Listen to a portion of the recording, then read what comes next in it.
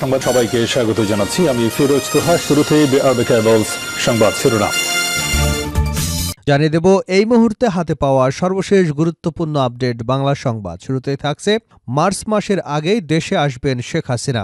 বাংলাদেশ আওয়ামী লীগের সাংগঠনিক সম্পাদক শফিউল আলম চৌধুরী নাদেল বলেছেন, মার্চের আগেই সাবেক প্রধানমন্ত্রী শেখ হাসিনা বাংলাদেশে ফিরবেন। রাতে নিজের ভেরিফাইড ফেসবুক আইডি থেকে এক ভিডিও বার্তায় শফিউল আলম চৌধুরী নাদেল একথা বলেন। তবে কোন প্রক্রিয়ায় শেখ হাসিনা ভারত থেকে বাংলাদেশে ফিরবেন সেই বিষয়টি তিনি তার ভিডিও বার্তায় উল্লেখ করেননি। প্রিয় দর্শক, আপনারা জানেন গত 5 আগস্ট ছাত্র জনতার গণঅভ্যুত্থানে ক্ষমতাচ্যুত হয়ে শেখ হাসিনা পালিয়ে ভারতে আশ্রয় নিয়েছেন। ইতিমধ্যেই তার বিরুদ্ধে সহস্রাধিক হত্যা মামলা দায়ের হয়েছে। গণহত্যার মামলায় অভিযুক্ত হয়েছেন শেখ হাসিনা। তারপর দুর্নীতির অভিযোগ উঠেছে আন্তর্জাতিক অপরাধ ট্রাইব্যুনালে। এর পরেও কি শেখ হাসিনা বাংলাদেশের রাজনীতিতে ফিরে আসবে? দর্শক, আপনার কি মনে হয়? এ বিষয়ে আপনার মূল্যবান মতামতটি কমেন্ট বক্সে জানিয়ে দিন। এবারে জানাবো নিক্সন দম্পতির ব্যাংক হিসাবে ৩,১০০ কোটি টাকা লেনদেনের অভিযোগে মামলা। ফরিদপুর ৪ আসনের সাবেক সংসদ সদস্য নিক্সন চৌধুরী এবং তার স্ত্রীর ব্যাংক হিসাবে ৩,১৬২ কোটি টাকা লেনদেন এবং প্রায় ১৯ কোটি টাকার অবৈধ সম্পদ অর্জনের অভিযোগে পৃথক 2টি মামলা করেছে দুর্নীতি দমন কমিশন।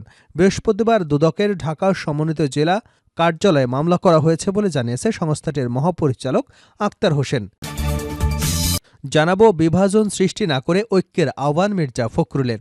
শেখ হাসিনার পতনের পর সবার মধ্যে অনৈক্য তৈরি হয়েছে উল্লেখ করে এই মুহূর্তে কোনো বিভাজন সৃষ্টি না করবার আহ্বান জানিয়েছেন বিএনপির মহাসচিব মির্জা ফখরুল ইসলাম আলমগীর। ক্ষমতায় টিকে থাকার জন্য অসুস্থ প্রতিযোগিতা শুরু হয়েছে বলেও মন্তব্য করেছেন তিনি। এবারে থাকছে নেতাকর্মীদের নতুন নির্দেশনা বিএনপির।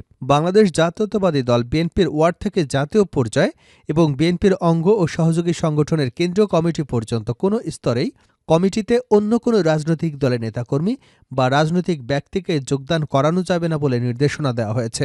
বৃহস্পতিবার বিএনপির সিনিয়র যুগ্ম মহাসচিব রুহুল কবির রিজভী স্বাক্ষরিত এক সংবাদ বিজ্ঞপ্তিতে এই নির্দেশনা দেওয়া হয়েছে। এবারে থাকছে পাষণ্ড হাসিনার কোনো মনুষ্যত্ব নেই।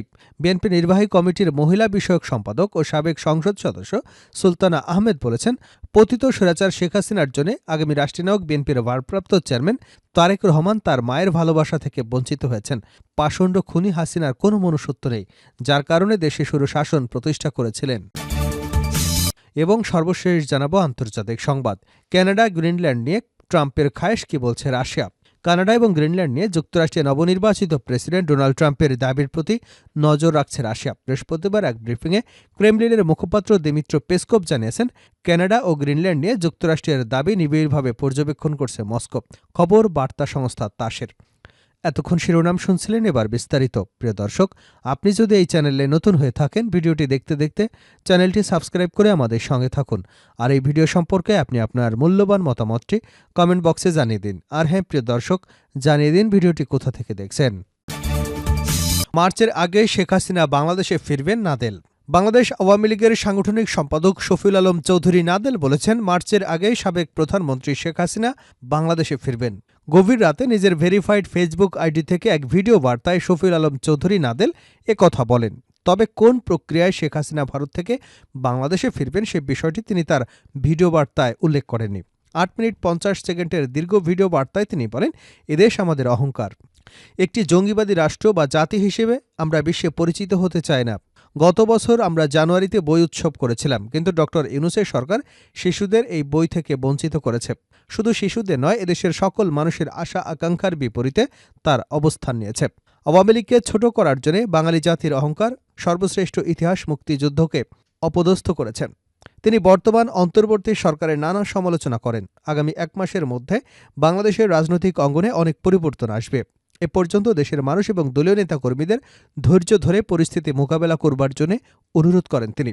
দেশের বর্তমান জনগণকে আওয়ামী লীগের পাশে থাকার আহ্বান জানিয়ে নাদেল বলেন, আওয়ামী লীগ দীর্ঘদিন দেশ পরিচালনা করেছে। দেশের উন্নয়নের চিত্র সারা বিশ্বের মানুষ দেখেছে। দেশ পরিচালনা করতে গিয়ে আমাদের অনেক ভুল ছিল, এজন্য আমরা ক্ষমা প্রার্থী। দলীয় নেতাকর্মীদের উদ্দেশ্যে তিনি বলেন, আপনাদের উপর অনেক নির্যাতন হয়েছে, অনেককে হত্যা করা হয়েছে, অনেকে বিকলাঙ্গ করে দেওয়া হয়েছে, অনেকের বাসা বাড়িতে আক্রমণ করা হয়েছে। আমাদের অনেক কর্মী নানাবিধ বিপদের মধ্যে আছে। আমরা আমাদের কর্মীদের খবর ঠিকমতো নিতে পারিনি। আপনারা ধৈর্য ধরুন, আগামী মার্চের পূর্বেই নেত্রী দেশে ফিরবেন। নিক্সন দম্পতির ব্যাংক হিসাবে ৩,১০০ কোটি টাকার লেনদেনের অভিযোগে মামলা। ফরিদপুর ৪ আসনের সাবেক সংসদ সদস্য নিক্সন চৌধুরী ও তার স্ত্রীর ব্যাংক হিসাবে ৩,১৬২ কোটি টাকার লেনদেন এবং প্রায় ১৯.৫ কোটি টাকার অবৈধ সম্পদ অর্জনের অভিযোগে পৃথক দুটি মামলা করেছে দুর্নীতি দমন কমিশন। বৃহস্পতিবার দুদকের ঢাকা সমন্বিত জেলা কার্যালয়ে মামলা করা হয়েছে বলে জানিয়েছেন সংস্থাটির মহাপরিচালক আক্তার হোসেন।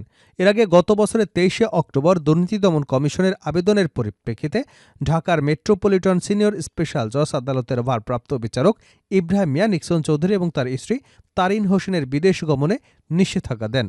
ওই দিন দুপুরে উপপরিচালক মোহাম্মদ সালাউদ্দিন তাদের দেশত্যাগে নিষেধাজ্ঞা চেয়ে আবেদন করেন। আবেদনে বলা হয়, মুজিবুর রহমান চৌধুরী ক্ষমতায় অপব্যবহার সহ নানা অনিয়ম এবং দুর্নীতির মাধ্যমে আয় বহির্ভূত সম্পদ অর্জনের অভিযোগে প্রাথমিক সত্যতা পেয়েছে দুদক।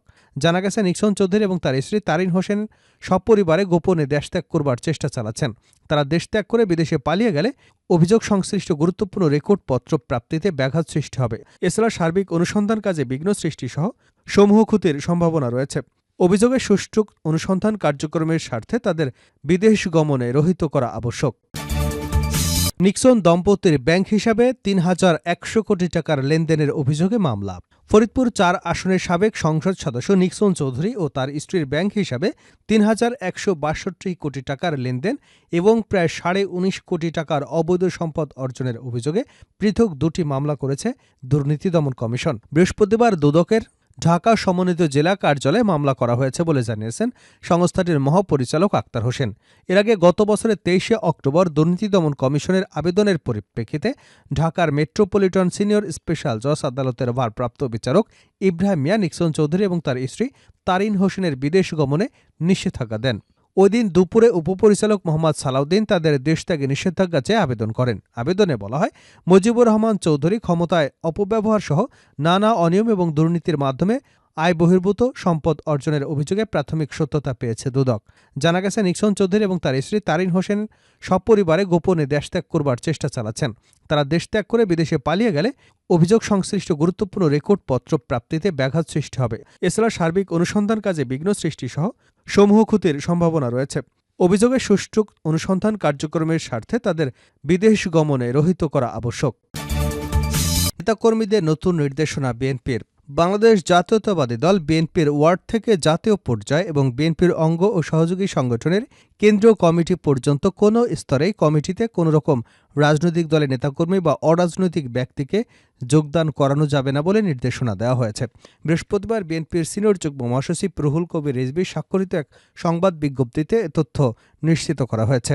বিজ্ঞপ্তিতে বলা হয়েছে, গভীর উদ্বেগের সঙ্গে লক্ষ্য করা যাচ্ছে যে পতিত আওয়ামী লীগ সরকারের বিভিন্ন রাজনৈতিক সংগঠন কৌশলে বিএনপি সহ এর অঙ্গ ও সহযোগী সংগঠনে পদ বাগিয়ে নেবার অপচেষ্টায় লিপ্ত রয়েছে। ইতিমধ্যে জিয়া সাইবার ফোর্স নামে একটি সংগঠন পাবনা বিজ্ঞান ও প্রযুক্তি বিশ্ববিদ্যালয় ছাত্রদলের নাম ব্যবহার করে ছাত্রলীগের কতিপয় নেতাকে পদ দিয়ে একটি কমিটি ঘোষণা করেছে, যা সম্পূর্ণভাবে প্রতারণামূলক। এভাবে স্বৈরাচারের দোসররা এ ধরনের অপতৎপরতায় লিপ্ত রয়েছে। এ বিষয়ে দলের সব পর্যায়ে নেতাদের সতর্ক ও সাবধান থাকতে হবে। এতে বলা হয়েছে, দলের প্রতিষ্ঠাতা চেয়ারম্যান শহীদ রাষ্ট্রপতি জিয়াউর রহমান বীর উত্তম, চেয়ারপারসন খালেদা জিয়া এবং ভারপ্রাপ্ত চেয়ারম্যান তারেক রহমান ও জাতীয়তাবাদীর নাম ব্যবহার করে বিভিন্ন ভুইফোড় সংগঠন বিভিন্ন অপতৎপরতা চালাচ্ছে। এরা বিএনপির কেউ নয় মর্মে ইতিপূর্বে দলের সিদ্ধান্ত জানানোর পরেও প্রতারক চক্রের লোকরা উল্লেখিত নেতাদের এবং দলের নাম ব্যবহার করে ভুয়া সংগঠন খুলে বসেছেন। আমরা পুনরায় বিএনপি এবং এর সব অঙ্গ ও সহযোগী সংগঠনের নেতাকর্মীদের ওই ভুয়া সংগঠনের বিষয়ে সতর্ক থাকবার অনুরোধ জানাচ্ছি। শেষ করছে আন্তর্জাতিক সংবাদ দিয়ে। কানাডা গ্রিনল্যান্ড নিয়ে ট্রাম্পের খায়েশ কি বলছে রাশিয়া। কানাডা ও গ্রিনল্যান্ড নিয়ে যুক্তরাষ্ট্রের নবনির্বাচিত প্রেসিডেন্ট ডোনাল্ড ট্রাম্পের দাবির প্রতি নজর রাখছে রাশিয়া। বৃহস্পতিবার এক ব্রিফিংয়ে ক্রেমলিনের মুখপাত্র দিমিত্রো পেসকোভ জানিয়েছেন, কানাডা ও গ্রিনল্যান্ড নিয়ে যুক্তরাষ্ট্রের দাবি নিবিড়ভাবে পর্যবেক্ষণ করছে মস্কো। খবর বার্তা সংস্থা তাস। তিনি বলেন, প্রকৃতপক্ষে এ ধরনের দাবি মূলত ডেনমার্ক এবং অন্যান্য দেশের সঙ্গে যুক্তরাষ্ট্রের দ্বিপাক্ষীয় সম্পর্কের অংশ। আমরা এই নাটকীয় ঘটনাগুলো নিবিড়ভাবে পর্যবেক্ষণ করছি।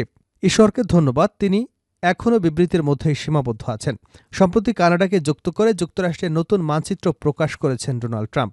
কানাডাকে ৫১তম অঙ্গরাজ্য করবার ইচ্ছা প্রকাশ করেছেন তিনি। এ ঘটনায় কানাডার সদ্য পদত্যাগকারী প্রধানমন্ত্রী জাস্টিন ট্রুডো প্রতিবাদও জানিয়েছেন।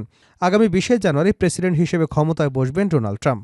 কানাডার পক্ষ থেকে একাধিকবার ট্রাম্পের প্রস্তাব প্রত্যাখ্যান করা হলেও ট্রাম্প তার পরিকল্পনা বাস্তবায়নে অর্থনৈতিক শক্তি ব্যবহারের কথা বলেছেন। ট্রাম্প বলেন, যুক্তরাষ্ট্র আর কানাডাকে অর্থনৈতিকভাবে সমর্থন করতে পারবে না।